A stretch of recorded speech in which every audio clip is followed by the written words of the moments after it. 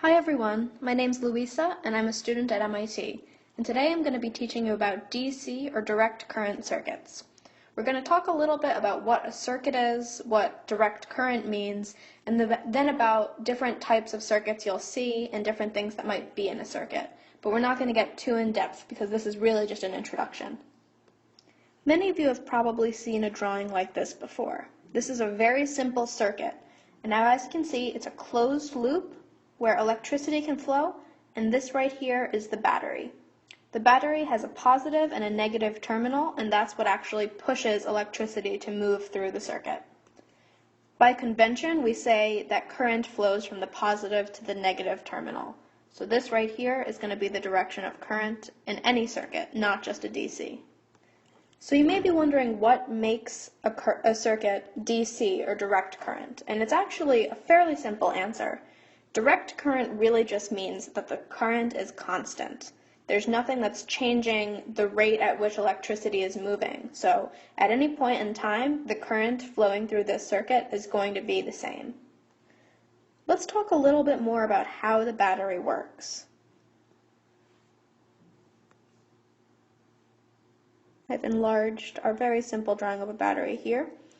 So the important thing about batteries is that they have a voltage difference, which you probably know is an electric potential difference. I don't want to get too in-depth about what electric potential is, but conceptually you can think that the larger the voltage of the battery, the more strongly it's going to push electricity through the circuit. So something like a 9-volt battery pushes very strongly. Now that you've got a basic idea of what a circuit is and what the battery does, let's take a look at a slightly more complex circuit. Now I've drawn here a circuit that is mostly the same as the one you saw before. We've got our battery with its different terminals, but the difference is that we now have this. This is a resistor. The resistor affects the circuit in a couple of different ways, mainly because it makes it more difficult for electricity to flow through the circuit. Because it's harder for electricity to flow through the resistor, it's going to have a voltage cost because it takes more of the battery's strength to push electricity through. Now that concept of a voltage drop is going to make a little bit more sense in a second when I explain a little more about how voltage works in circuits. So you'll see here on the left, I've drawn a picture of a circuit with no resistor, and I've written under it wire with resistance.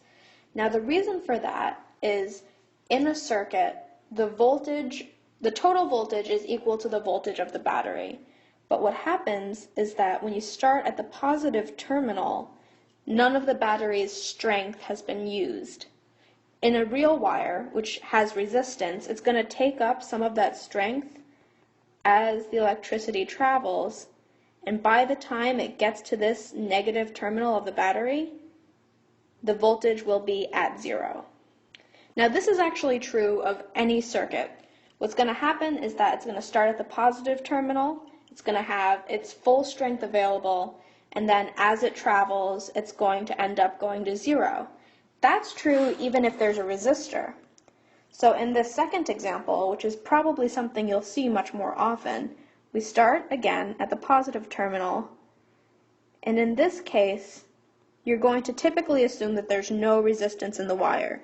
So it doesn't take any of the battery's strength to move electricity through there. It goes there with no impedance whatsoever, and then it gets to the resistor, and it takes a lot of strength to go through. So then what happens is there's that voltage drop, because the battery's strength is being used to push electricity through there, and then it goes back through the wire. Again, it doesn't use any strength, and by the time it gets here, it's at 0. So in an extremely simple circuit like this, we're going to see that the resistor's voltage drop is actually equal to the battery's voltage. But the important thing for you to take away here is that in any circuit, you're going to start at the positive terminal, and as you travel around the circuit, by the time you get to the negative terminal, the voltage should be at 0. So let me just write that out for you. So again, just to restate that, you start at the positive terminal, and that starts with the positive voltage of the battery. So if the battery is 9 volts, you start with 9 volts. And then as you travel around, any resistors that you encounter are going to decrease that, or if you're traveling through an actual wire, the resistance of the wire would decrease that because it takes up some of that strength for the electricity to travel. And by the time you get back to the negative terminal of the battery, you're going to use up all of the voltage, all of the strength of the battery, and you're going to end up with 0. One last concept that's important to understand DC circuits is that it's the net current that's constant. So that means that the overall rate of the movement of electrons, the overall rate of electricity flow is constant. However, the current at this point or this point may be different from each other, but the overall current, if you looked at the entire circuit, is going to be the same independent of time. So just to recap what you've learned, we've gone over what a battery is and how it works in a DC circuit. We've gone over the very conceptual basics of what a resistor is and how it affects a circuit. We've gone over the difference between current and net current and the fact that net current is constant in a DC circuit. And we've gone over the very basics of voltage in circuits. Thanks for watching.